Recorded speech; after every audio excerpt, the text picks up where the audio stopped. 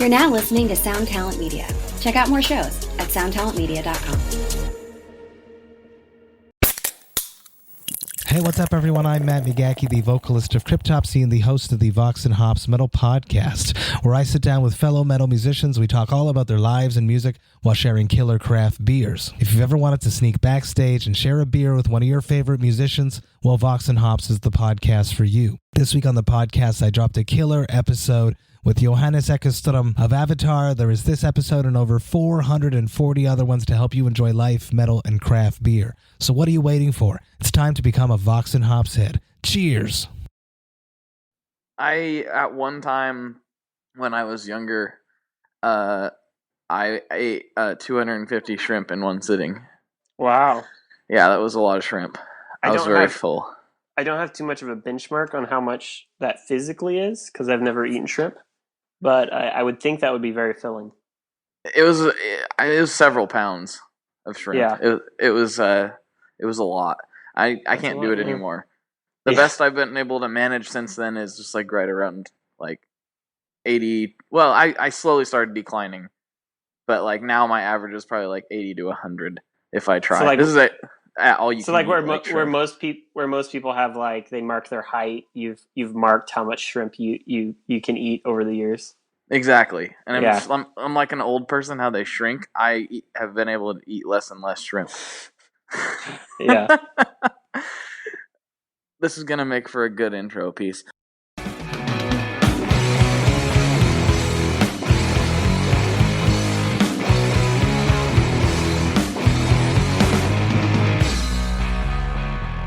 Hello, everybody. Welcome to today's episode of the ToneMob.com podcast, the show about guitar tone and the people behind it. And with me today, I am speaking with Rick Matthews of Matthews Effects. How's it going? Going pretty good. Thanks for having me.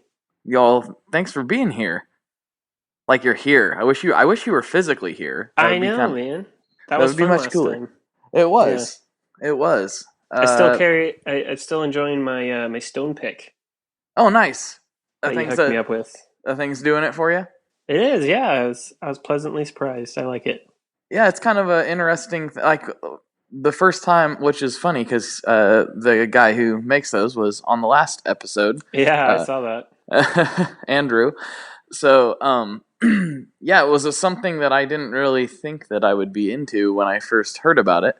And I tried it like a much cruder version years and years ago, but now it's it's kind of my number one go-to material these days, and I'm finding different ones that I like better than others. So I found some ones I like better than Obsidian. Oh, really? Yeah, it's been fun, with all the different types. I never would have thought that there would be so many different options for picks these days than what there used to be, back in our day, Kids. Yes, because we're just grizzled old veterans, aren't we? Yep. Had to walk through snow uphill both ways to buy our picks. That's right. Barefoot, they just get shipped to you. Yeah, barefoot. Oh man, what is your normal material that you would use? Before I got that one, because I have been enjoying that one, I also really enjoy, I don't even know where I got it. I'm pretty sure I stole it from somebody. And by stole, I mean they let me try their guitar or something and handed me it, and I stole it. Right. Course pick. Yes. Yeah, I actually really enjoy it. So I've been using it. Besides that, I usually just use regular like Tortex picks. Mm-hmm. The course pick is my other favorite. Like the Stone is my number one, but got some of those at NAMM from the man himself, and it was like, man, these are really well thought out. I like the shape of them, and I really enjoy those. I like a little bit thicker, which I know he's heard 1,000 times at this point. Oh, yeah. but I dig the course picks as well, man. So, yeah, what is this? The Guitar Pick podcast? I mean, come on, we're here to talk. We're just living. We're just talking about the important stuff. Guitar picks. Of course, and how difficult it was to obtain them back in our day. Yeah. So, the standard opener, question would be, how's your day going? What did you do? Anything interesting? I had a really long day.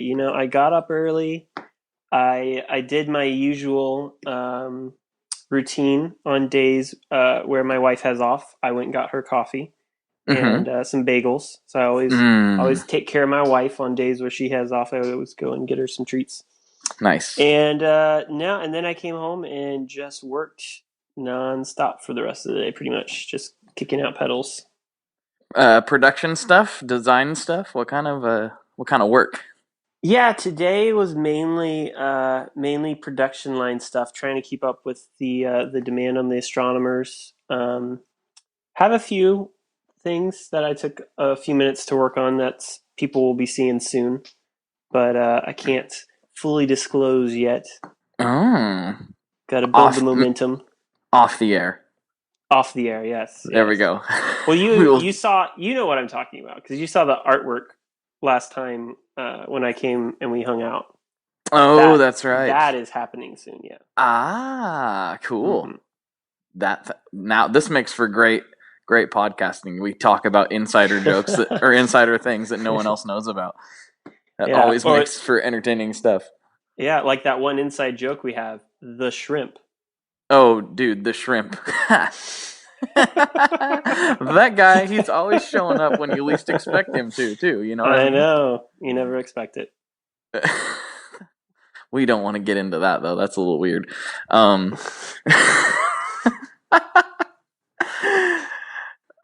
right, let's try it. I'm gonna attempt to pretend that we're gonna stay on topic, and let's go into Rick Matthews' musical backstory. Where did you start, and how'd that lead you to doing what you're doing right now? Yeah, I grew up in the church, and as the legend goes, I used to find a tree branch and sneak onto the stage constantly to pretend that I was playing guitar. Right. And then I saw Back to the Future, and I had to start playing guitar after that. So I've been in love with 335s ever since Back to the Future. But no, yeah. So I was always in love with guitar from a super young age. I grew up playing on worship teams mainly until I got to the age where I started playing in bands. Wanted to be a touring musician, was totally like committed to that and everything. And then I met my wife and kind of settled down a little bit and was happy to still be a part of the music industry through building gear for other players. Nice. Yeah. So, like, you just magically started whipping out astronomers, or what was your first pedal? I know it was the astronomer. No, I had to build up to that. Yeah. Yeah. The shrimp helped a lot. The shrimp, well, yeah. Yeah. Oh, thanks, a lot shrimp. Of inspiration, yeah. No, I actually, when I first started Matthews Effects, it was just a simple switch company because I knew I wanted to start a company, but my aspirations were beyond my knowledge. So I started just like with simple tap tempo switches and mute switches and everything like that. And I was kind of just scouring the internet, trying to learn like as much as I could, teach myself as much as I could. But the big turning point for me was when I got hired at buildyourown.clone.com. Oh, okay. Yeah, so I worked there for a couple of years, and Keith, the owner, basically mentored me and taught me pretty much everything I know about electronics and how they work and everything like that. And he was awesome to work for, but I wanted to have a little bit more creative freedom. So I went back to the idea of my own company and took the knowledge that I had from how to build effect pedals and everything like that and started creating things that were different and unique than what was out on the market. Right. So what was your first Matthews effect? No, that's fine. Yeah, like the first official Matthews effect was the IC buffer. I almost said pocket drive, but it was actually the IC buffer, which was just a straight in and out single buffer, standalone buffer for your board. And when I first made it, it was called the IC buffer because it was a IC based buffer, but also because I made it with a clear acrylic top And Oh, so okay. the on and off LED, and what I did was I sandpapered it so it was kind of like, it wasn't fully transparent. And when Right. the LED when it's plugged in, the LED would make it glow. So it looked like ice. It was a blue LED, so it kind of looked like ice. Ah, Yeah, so that was kind of cool. And people liked them, really thought the concept was cool. I thought they looked awesome. But man, they were just a pain to make with those acrylic tops because I was doing it all by hand. I was doing it on perf board, and they were just killing me. So, yeah. yeah. So those went away. Those went away. Yeah, and next came Yeah. the pocket drive. Yeah. The pocket drive. Yeah, which that was about the time I must have met you for the first time. Oh, Back when, yeah. yeah, back at the SeaTac guitar show, probably what? I'm guessing it was your first one. Yes. So, and mine as well, actually my only one. That was my first type of like exhibition at any type of show or anything. I remember coming away from that. So that was kind of weird. I was up there for work, and I was like, "Oh, this guitar show happens to be going on." But it was a weird time where like a bunch of bills all came out at the same time, and like not when I expected it to, and so I literally had like whatever the show cost to get in, which wasn't that much, maybe like Yeah. $10 or something. I had like $11, and I was like, well, I'll at least go in and check things out. And Yeah. so I went in there and I wandered around, seeing a bunch of cool stuff. And I remember going to your booth and playing the Pocket Fuzz. Yeah, the and pocket and fuzz. and really freaking out about it. Like in my brain, I hope I played it cool. But I don't know. If you don't remember anybody freaking out, then you're probably good. Or I'm probably good. And I was like, man, I wish I had more than $1 right now because I really want to buy that. And I remember telling Yeah. my buddies about it when I left. I was like, man, this guy Matthews, he's got this really cool Pocket Fuzz, and it's just a face ripper. And that became the Whaler, if I'm not mistaken, sort of. Yeah. Well, yeah, I already had I had the peach fuzz out at that point. Mm-hmm. And I can't remember if it had become the Whaler already or not, but basically the pocket fuzz was like a hot rodded version of the Whaler, so it had like even more gain than the Whaler did. And then, Mm-hmm. thrown into the tiny compact foot, of the pocket drive size. Right. The Whaler's awesome. I mean, that one was awesome too. But when you brought your line down, which people will get to hear that here pretty soon, it actually hasn't come out yet. For everyone who's confused, we went over to the Benson Amps World Headquarters and did a Periscope broadcast, and we also recorded the audio on separate tracks. So that'll come out pretty soon. I actually haven't gotten back and listened to that, so hopefully it doesn't sound horrible. Yeah, yeah, and But the squid was there too. He helped out. the squid? Yeah, the squid helped out. I thought we had a shrimp joke. Now we have a squid joke? We have both now. Oh boy. I don't People remember. people won't be able to keep up. We're too fast with our aquatic creature. Yep. Aquatic creature in jokes are just, they don't know what's coming next. Like next it's gonna be like a bull shark, and then we're gonna have like We're gonna I have a don't whole know. slew of hashtags. hashtags the shrimp. That's gonna have to happen when this episode drops. Anyway, we'll go. Don't get me going on things like that. I'll never stop. And we'll never talk about fuzz again. We'll just talk about aquatic animals that are edible. Deal. So don't even get me started on pizza. That's a whole nother subject altogether. Anyways, the Astronomer. That's your Yes. latest and greatest, right? Yeah, that one has been like pretty much our most successful launch to date, which has been awesome. The reception has been super warm. I've had a lot of fun with it. That's very cool. So, and that's a like, for people who don't know, that's like a hall reverb with shimmer, correct? Yeah, it's like a dual channel hall shimmer reverb. So you can dial the shimmer out, and it's just a hall reverb, and then you have your basically your mix control and your kind of region control. Gotcha. And then you can set those differently on each channel and switch between them. Yes. So there's lots of shimmers out there, and some of them. Now, I actually don't really know this myself, and I probably should. I know what it sounds like. I know what. So I mean, I understand what that concept is. But what are those higher notes? Are they like fifths and octaves, or what are they that produce that effect? So yeah, what shimmer does is, basically in reverb you have this feedback loop where the reverb is basically feeding into itself, and that's where you get those long trails, and it slowly gets quieter and quieter.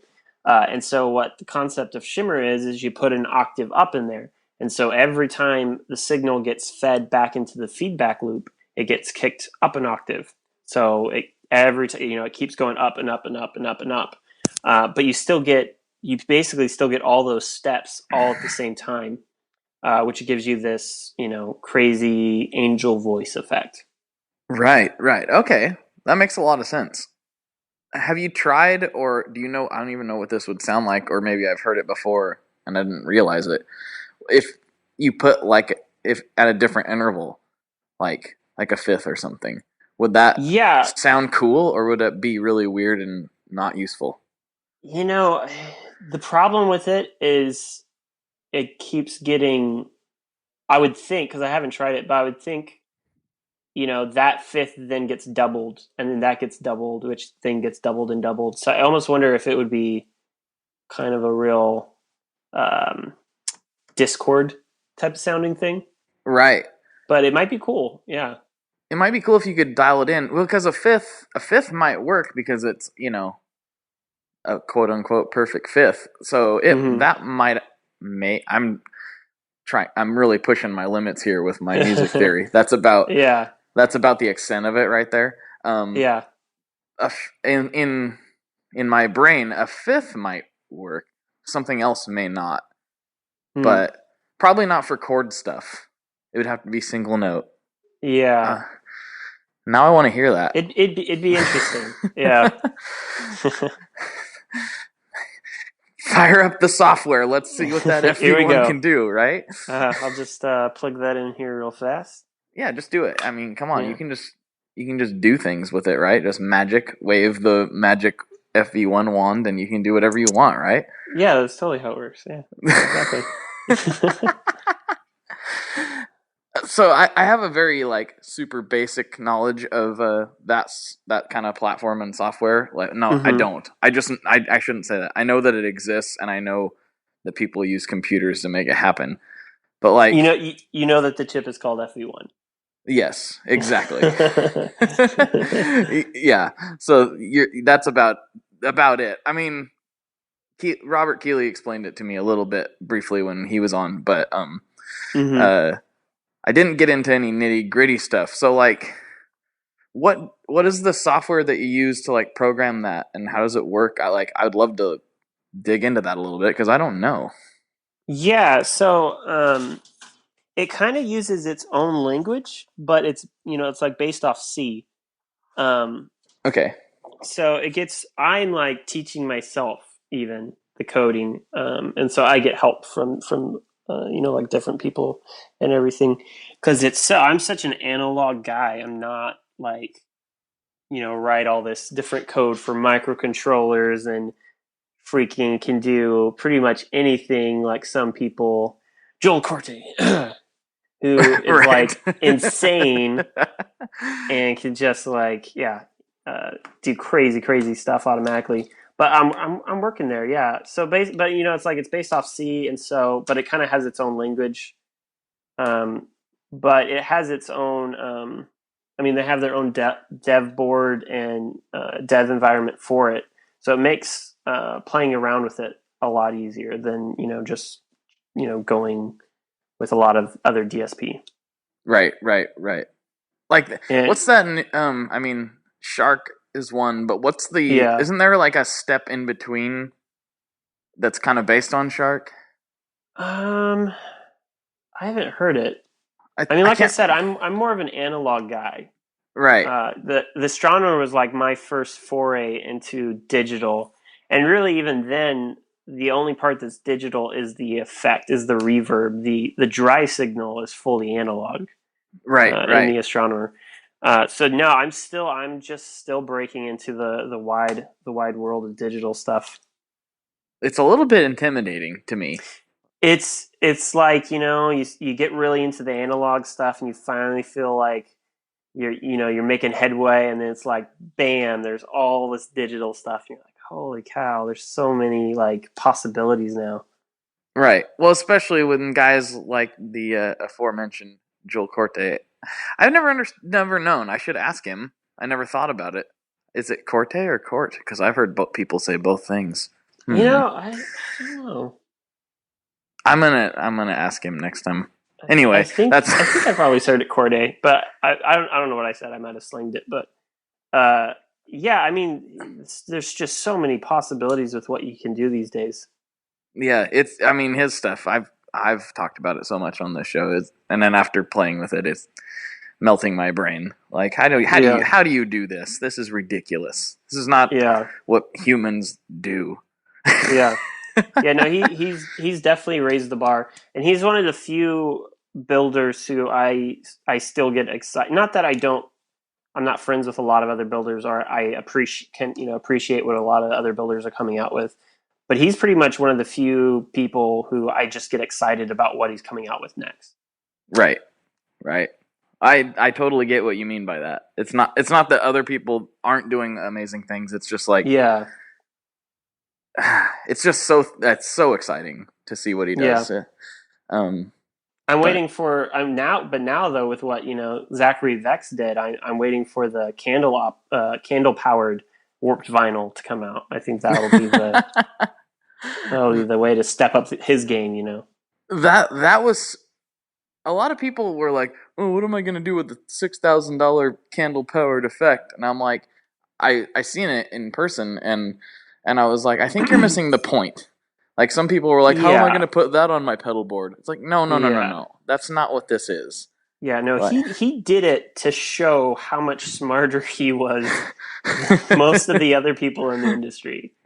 Right. And it was fantastic. And there's people have seen the videos, but like when he was there, I walk up, he's wearing like a magician hat and like all decked out and explaining how this works, and watching it is like mesmerizing. I mean, you're listening to it too, but it was like seeing it in person and then hearing people complain about the price. It's like, okay, no, I'm personally not going to buy it, but somebody's going to buy it and they're going to sit it on their table and stare at it all day and get way more. It's a work of art. Yeah. I mean, that thing is just a work of art.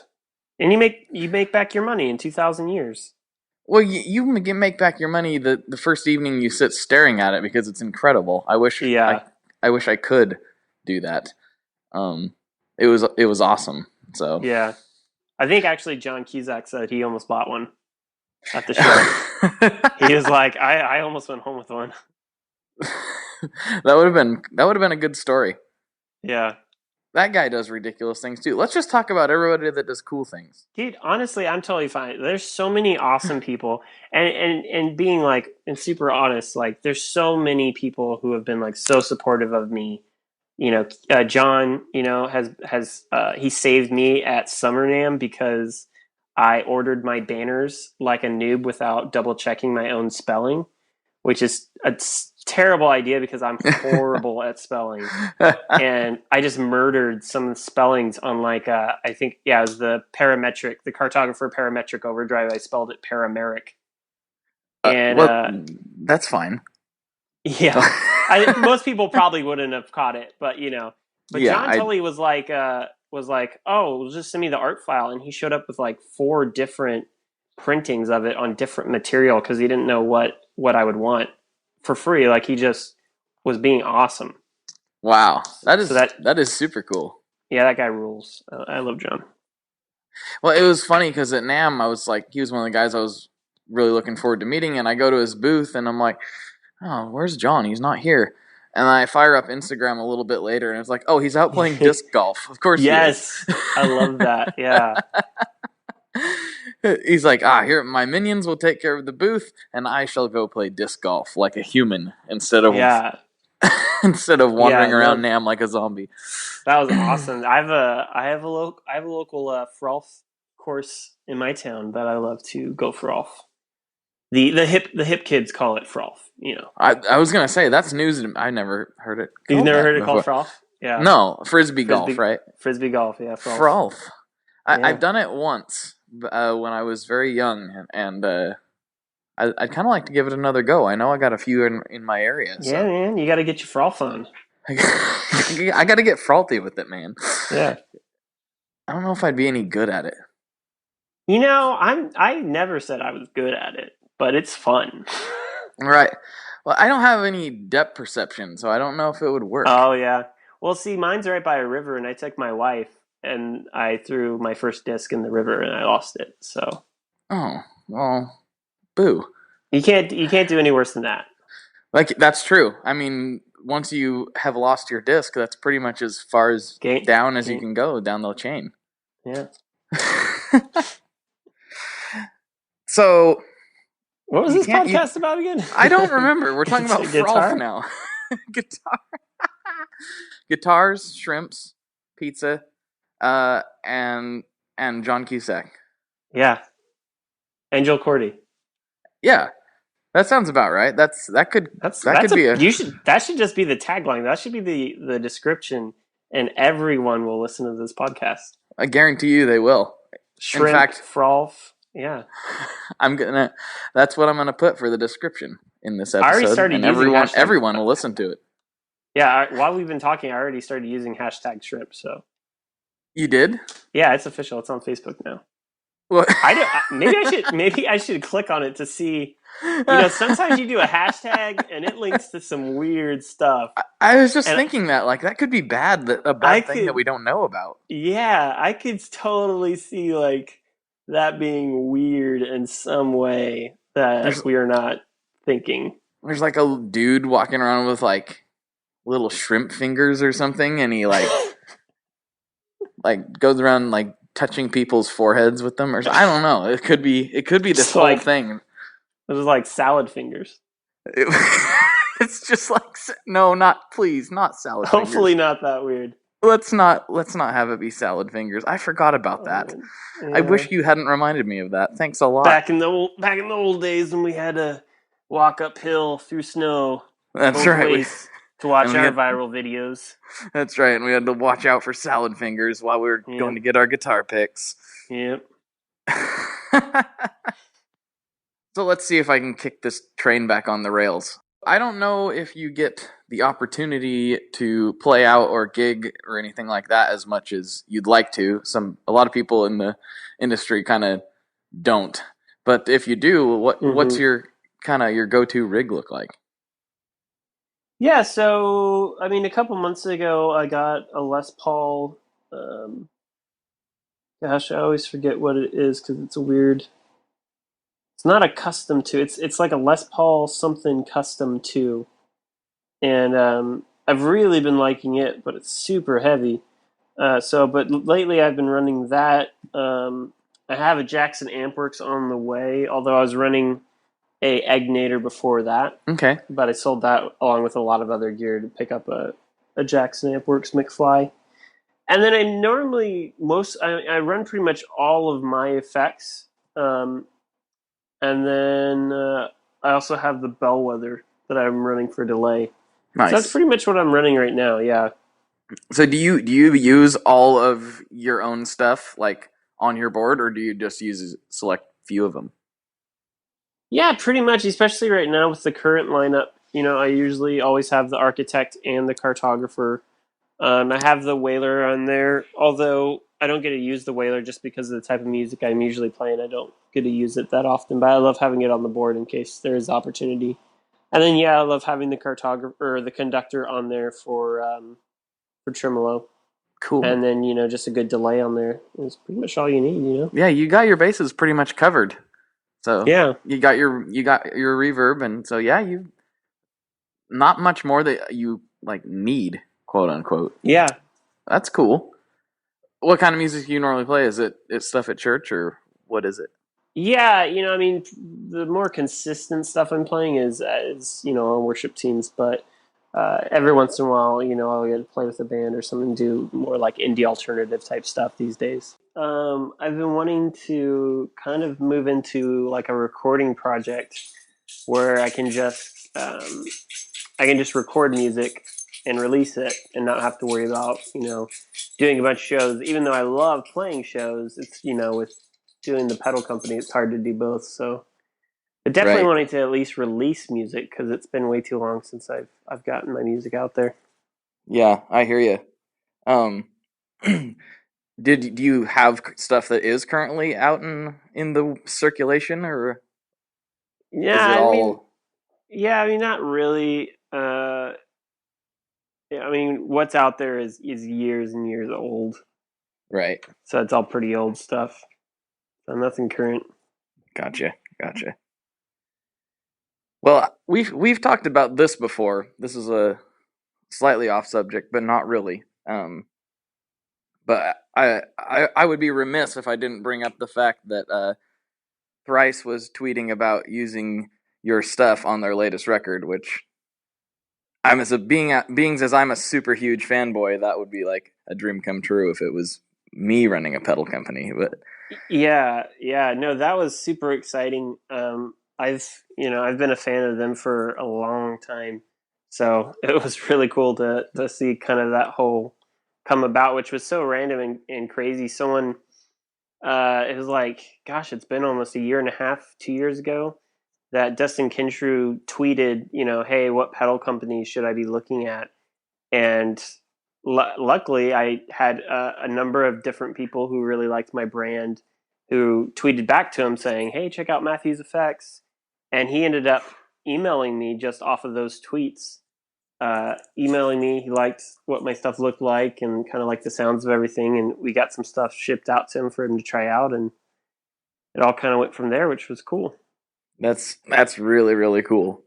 That's Yeah, that's fantastic. Have you met him or them at all? no, I missed meeting him at Winter Nam. He came through, but he was there at Winter Nam when I was there, but I didn't have a booth that time, and so we just kind of missed each other while we were there. So we haven't had a chance for that, but hopefully sometime in the future, especially, I'm sure that on a tour to support the new album, hopefully they'll be coming through the Pacific Northwest. I'll be able to meet up with them at a show. Yeah, they pretty much never miss this neck of the woods. So Yeah. uh, I haven't missed one of their shows ever. I don't.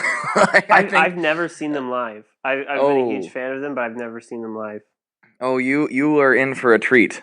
It's pretty incredible. I got some of my fondest memories are from attending their concerts, and Yeah. I don't know. I've probably seen them 8 times or something ridiculous, but Nice. Yeah. they're one of the few bands for me that they were right place right time for me. When I was a younger, and it was like into this kind of hardcore aggressive stuff, and then they're Mm-hmm. one of the few bands that like progressed with me Yeah. as far as like still being able to hold my interest. I still It's like that stuff, but it's it's not like nice, yeah, because it's nice that like their music has matured, but it's still Thrice. Like you see mm-hmm. some bands where it's like they changed their style, and it's like, man, it doesn't even sound like the original band anymore. Right. It's like you're trying some bands it's like okay, now you're trying really hard to be something else without it being a Yeah, just a natural progression of things. yeah, it felt like a very natural progression with Thrice, with how they, their music progressed and changed, and then they still do some just really heavy songs, which is awesome, and they still kill it. Yeah. And it's but it's it's heavy in a different way like um it's not so like it's like Under a Killing Moon is drastically different than something like Hold Fast Hope, where they're both Mm-hmm. super heavy, but just in completely different ways. So Yeah. it's an interesting juxtaposition. Here we go again. This is the Thrice podcast brought to you by Tone Mob. Yeah. Yeah. We're talking about so many. Yeah. For all those who are obsessed with the band Thrice, you can tune in and listen to this guy fanboy out. I'm sure we'll have some fellow Thrice fans out there. Yeah. I've already found a few through the social medias and all that kind of stuff. So, right on, man. So, other than Thrice, like, what kind of music, what bands inspire you, when you're talking about creating your own stuff? Yeah, I mean it's pretty wide crossbreed, cross of different styles. Like I was really into like Showbread growing up. I'm a huge Radiohead fan. Thrice was a big inspiration for me. So I mean, a lot of different styles and genres. Lately, though, especially since I've gotten married, I've listened to a lot more alternative and indie stuff because that's really what my wife is into. But I'm pretty proud of my wife. My wife loves like indie style music, and that's very much her personality. But she totally loves Under Oath and Thrice and some of these heavier bands, which is awesome. Nice, that's great.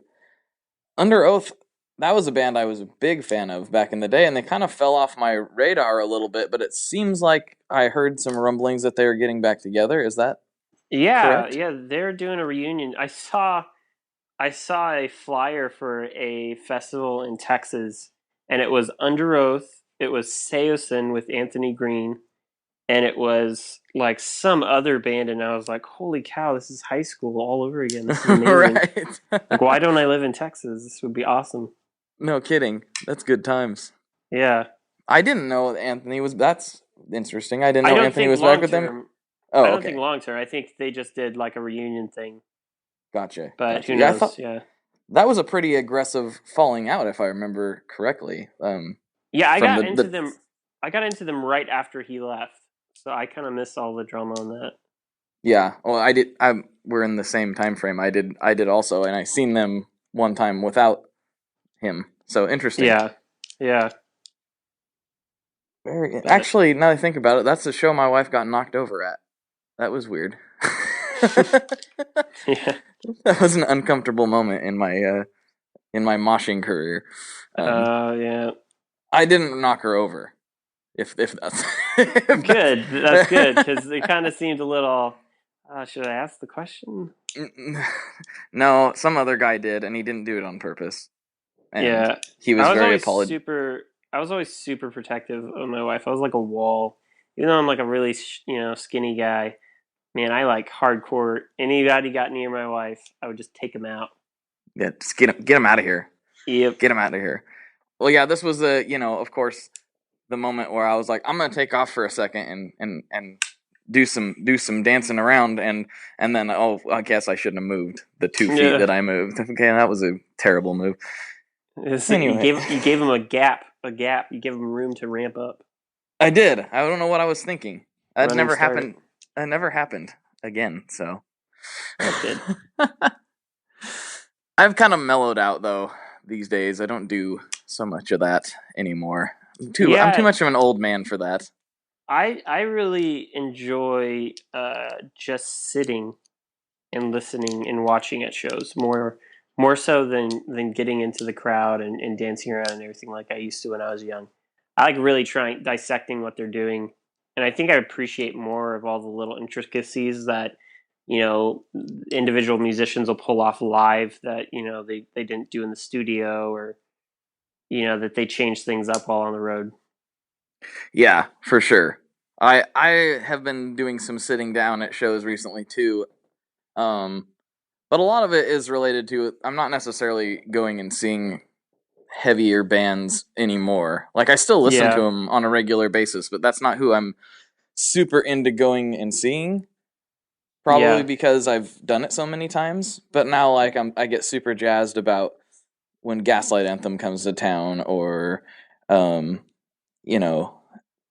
kind of more in that vein, a little more just straight rock and roll type of musicians. I get super excited for that, and that's I can dance around, but it's not the same thing. It's much more restrained. Yeah. So yeah. There was something else I was thinking about the other day, and I don't know if we kind of touched on this briefly, but is there any new products that you have in the pipeline that you can talk about? I know there's some you can't, but All I can say is that there's a lot in the pipeline. Like it's definitely I have big ambitions. So there's a lot of stuff in the works, a lot of stuff I'm excited to share. And the only reason I won't say anything is because I'm traditionally really bad at keeping surprises. Like I hate keeping surprises. Like I love as soon as I have a surprise, I'm like, oh, I want to share it like right away. And I'm really bad at that. So I'm trying to be good and build up, the marketing suspense properly for new stuff as we launch them. yeah, I hear you on that. It's tough when you get super excited about something. It's really hard to keep quiet about it, but it honestly is Yeah. better to have a launch planned properly. And you kind of, I could be wrong about this, but it appears that that's what you did with the astronomer, and like you said, that's been really successful for you. Yeah. So Yeah, and there's so much white noise in this industry that you only have a precious amount of time where you can hold someone's, a customer's attention on something new. So you really have to maximize the full, everything you can in those few moments of launching something new. It's like if you tease about it and tease about it and tease about it, then people lose that initial excitement that something new is coming out from your company. yeah, I mean, and the only way I could see that working, like the constant teasing, is if you had some sort of um earth shattering thing, like that was, you know what I Yeah, mean? earth shattering, or if you just had like the automatic fan base. It's like I have an awesome amount of customers who really support the company and obviously I wouldn't be able to do what I'm able to do without their support, but I'm not necessarily at the level yet where it's like people automatically buy what I put out no matter what it is. They just like it's like Strymon. If Strymon could tease about something and people would be like reading up everything they could every day to find out what it is. Mm-hmm. Yeah. Yeah, I was trying to think as you were speaking of like other companies that could pull that off. Strymon's probably one of the very few. I don't even know if somebody like JHS could pull off, something like that. And they're very, They very good at launches. they do to agree because they do those teaser videos and you don't and they haven't done it as much lately because like the steak and eggs wasn't like that, but I'm trying to think. Oh, like the penguin, they did that teaser video where it was a penguin in the market, and you Right. still didn't know what the pedal was. You just knew something was coming. Yeah. And I think that's fantastic. Yeah. I think it's, as far as product launches go, I mean, they make great stuff too, but as far as product launches go, Josh and those guys have the formula down, like for Oh, they're building yeah, excitement. yeah, they are on point with that stuff. It gets me excited. I'm like, whoa, Yeah, man, what's this gonna be? Wah! yeah, So I yeah. mean, No, I still get excited about their stuff. I'm actually really excited. I've been wanting to pick up their new pulp and peel hmm because it looks really interesting. it looks really really cool.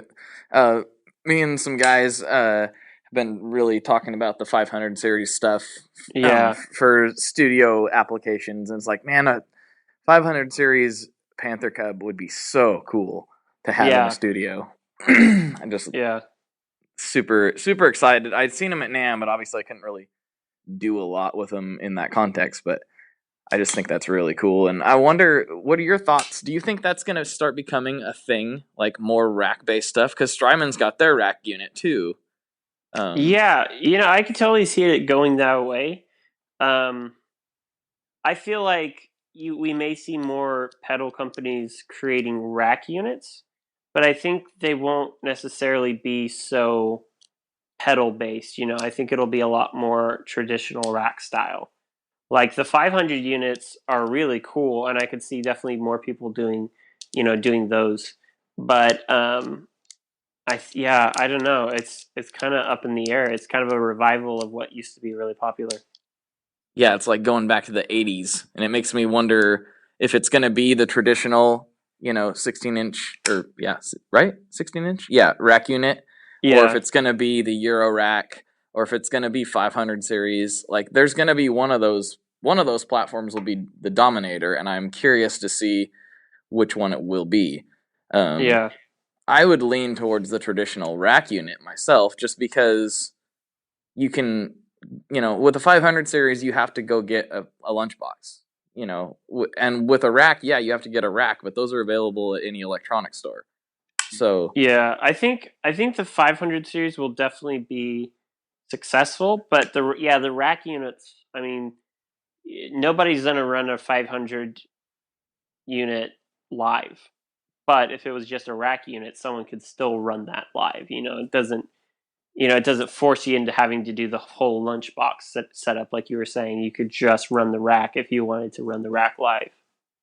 yeah, because I have one piece of rack gear myself as far as guitar equipment goes, and it's an old rack delay, old DoD analog rack dual delay. That's just nice, ridiculous sounding.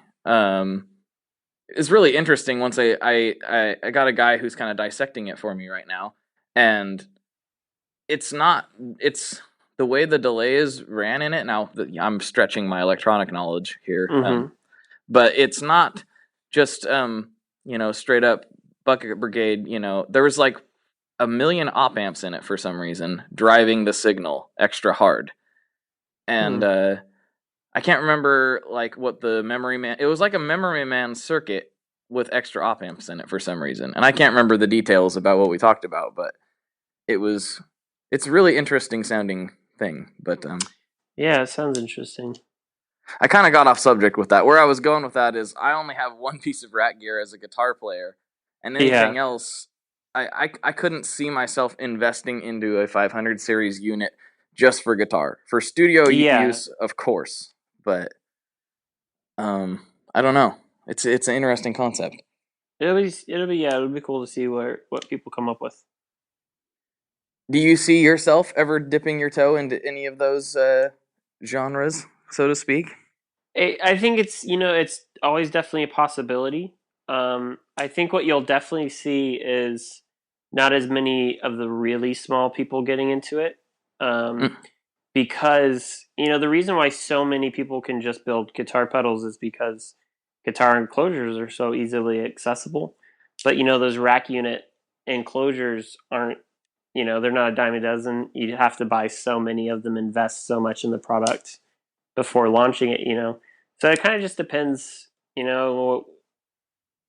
what exactly the product is and the risk of it just being a flop or not. Yeah. I think if it becomes, a guitar pedal's been, like you say, the enclosure itself has been kind of ubiquitous for forever. And I think the rack unit has the potential to do that. I think they can't cost that much more to make, you know what I mean, to manufacture one. So if more and more people start using it, it may be something where the cost comes in line with something that the small guy could start experimenting with. And then that large open platform could lend to some really interesting stuff if the small guys can get into it.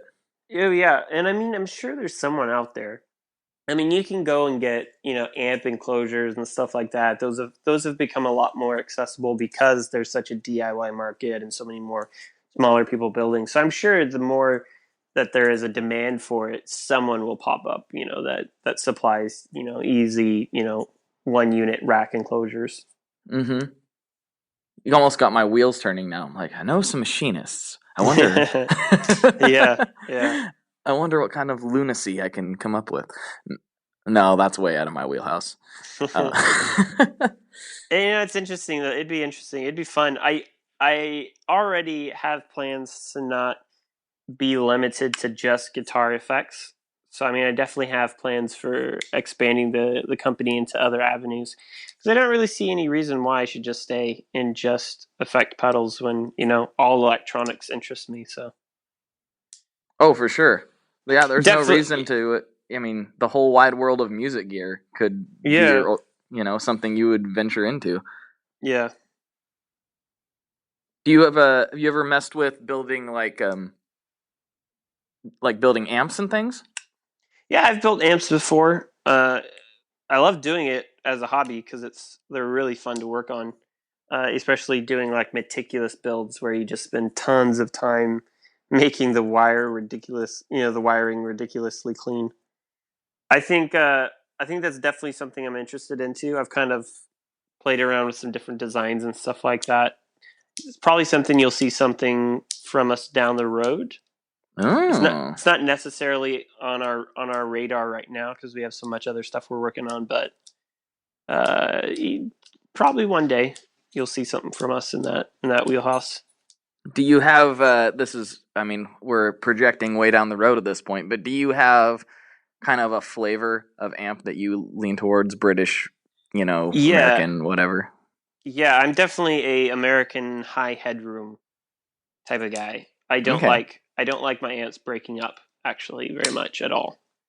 So I love gotcha. running, a high, like a twin where you just have tons of headroom and can really use your pedals to flavor the amp and push the amp. Hmm. I always try to, when you get some like newer guys asking questions like that are just starting to Mm-hmm. get into, improving their rigs or whatever. That's usually the way I'll try to slant them. Mm-hmm. Not necessarily to something quite that high powered, but we're talking about guys trying to make the jump from a spider who are looking at, kind of your more Yeah. normal rigs, like, well, what do I want, And it's like I always try to push guys into like a Hot Rod Deluxe or something, Yes. and start messing with pedals to figure out what it is they like, because it's cheaper Yeah. to do it that way. Oh yeah. You might find like a Marshall amp in a box is your thing, therefore you realize you want a Marshall amp.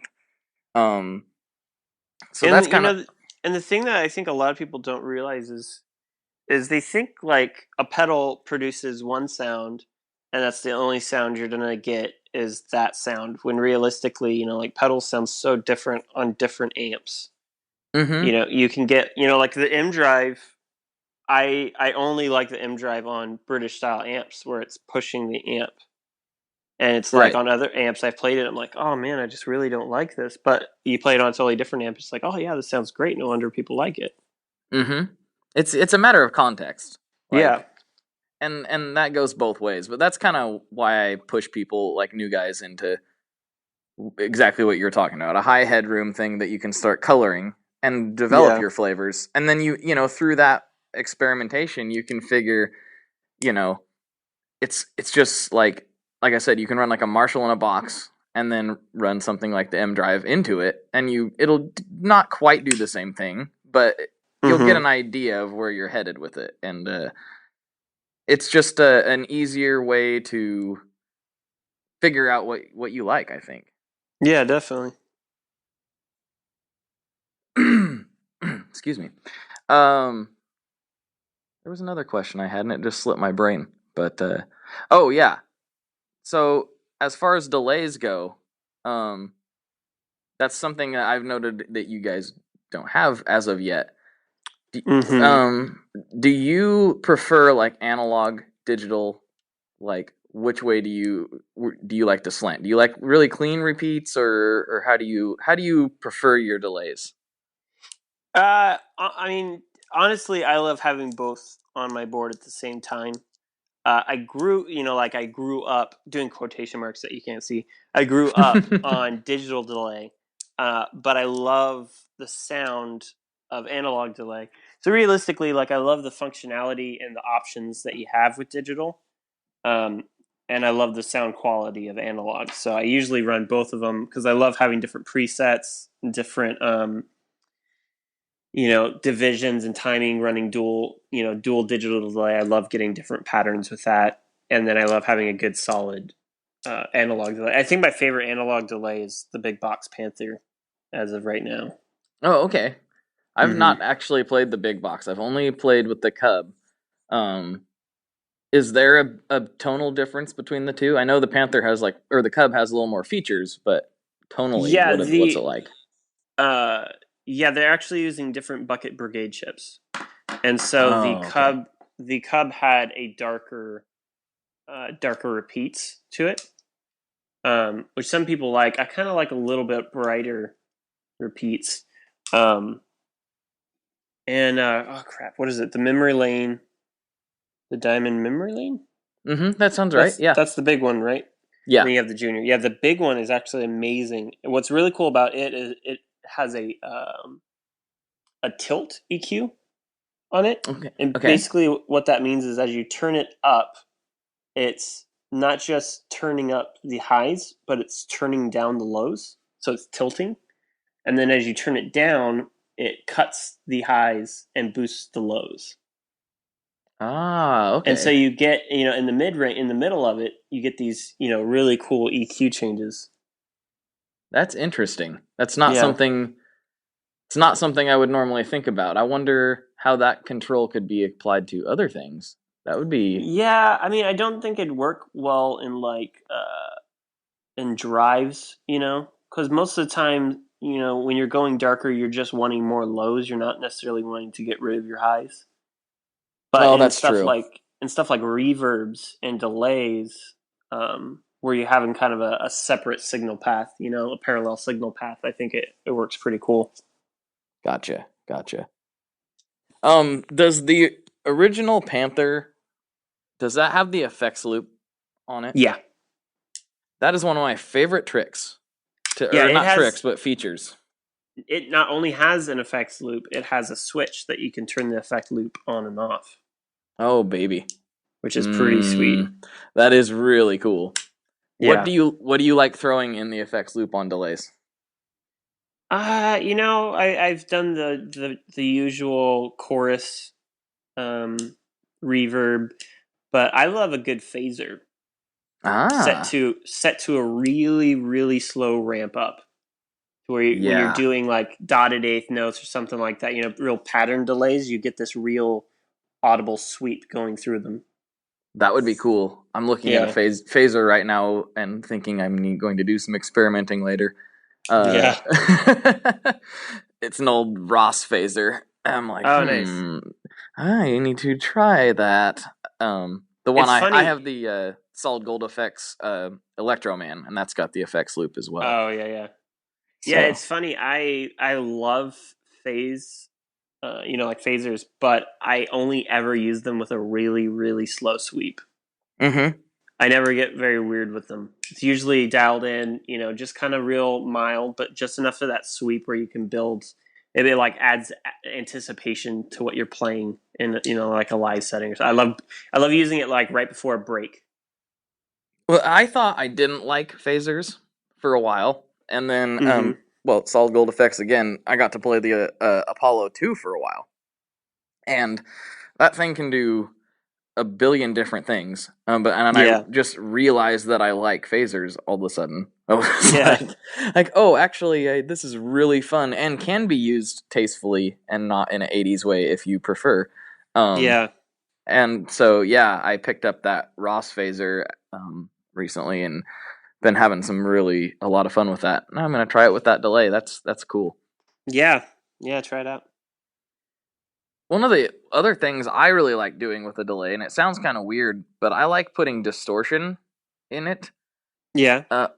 It's kind of a tough balancing act because I have to turn the volume way down on the whatever distortion I'm using in order to get the repeats, because it will actually like overdrive itself.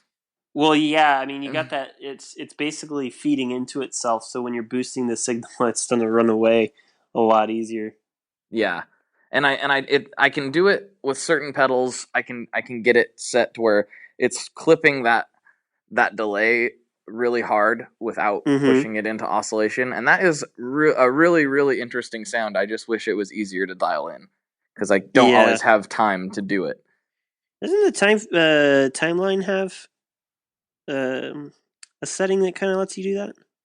I don't know. Honestly, I haven't got to spend enough time with it to be able to like explore that thing. You can get lost in for a billion years, but I've only briefly played with those.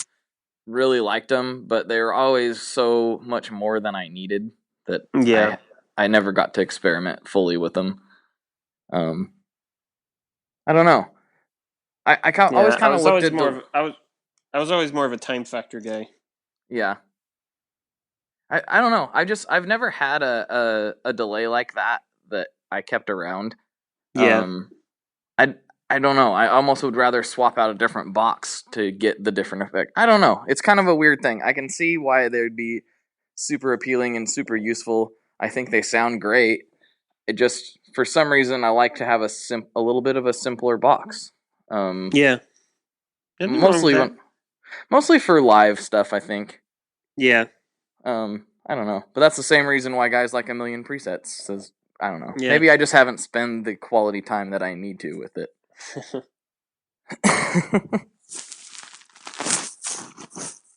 Well, man, we're getting pretty close. Is there anything else that you would like to plug, say, or a message you'd like to leave with all the kids?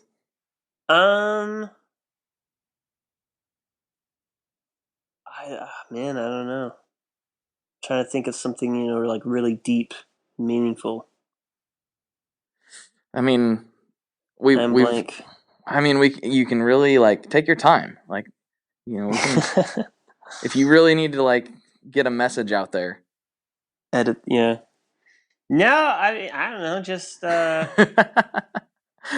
more pedals. Yeah. I totally put you on the spot with that. I was expecting Save the Whales or something. Well, but then again, you have a pedal called the Whaler, so maybe you hate whales. I do, yeah. Save the Whaler. Save the Whaler. All right, man. Well, watch out for the shrimp. He'll get you. Beware the shrimp. And thank you for having me. It's been a pleasure. Thank you very much for coming on. And it was great talking to you again. And yeah, why don't we let you shameless plug your website and all that good stuff for the end here? Yeah, so you can check out all of our stuff at www.matthewseffects.com. I would also like to point out that my name is not Matthew. A lot of people think that it's Matthew's Effects, but there's no apostrophe S. My last name is just Matthews. So this is Rick we're talking to here. Yes, Rick Matthews. So his name is Rick, not Matthew. Hashtag not Matthew. Hashtag his name is Rick. Yeah. There we go. Hashtag the shrimp. Hashtag the shrimp. Right on, man. Well, thanks for coming on, and I'll put your website in the show notes so everybody can easily go find you. Thanks, man. Yep. All right, guys. For Rick, this is Blake, and good luck and good tones. See you later, man. See ya. All right, folks. That does it for this week. Thank you very much for tuning in. And don't forget to head on over to Facebook and join the Tone Mob Facebook group. We're in there hanging out, having a good time, and generally being, weirdos. So come be a weirdo with us. It's a good time. And also, if you guys ever need anything, feel free to email me at info@tonemob.com, or you can DM me on any of the social media platforms where I'm at. Twitter, Facebook, Instagram, of course. And I'm happy to help in any way I can. So take care, and I'll talk to you next week.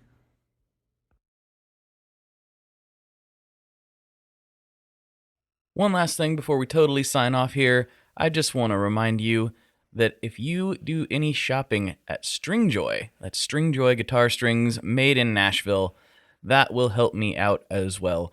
As I've said for years, I'm heavily involved in that company, and I really do think they're making the best products on the market.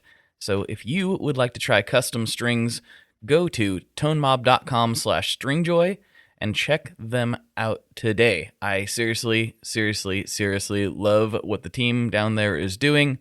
I help them out with all kinds of things, and by you supporting them, you are also supporting me as well. And hey, you need some strings, so why not get some custom strings just for your guitar and playing style?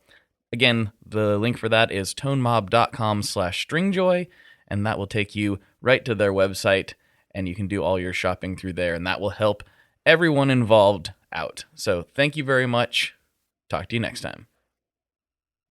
We are brought to you by the wonderful folks at Gun Street Wiring Shop.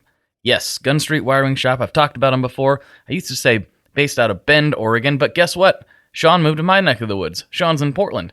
Sean is awesome and has helped me with a bunch of stuff lately. And if you have wiring needs for your guitar, he can help you too. If you want to get weird with it, he can get weird. If you just need to spruce things up a little bit, there's your guy. He takes all the guesswork out of doing your guitar wiring, and he makes it simple, and his customer service is top-notch, and I can't say enough good things about Gun Street as a company. I really respect Sean and what he's all about, and the product is top-notch. I've got 3 different guitars that now have Gun Street harnesses in them, and I could not be happier. So go to gunstreetwiringshop.com and check them out.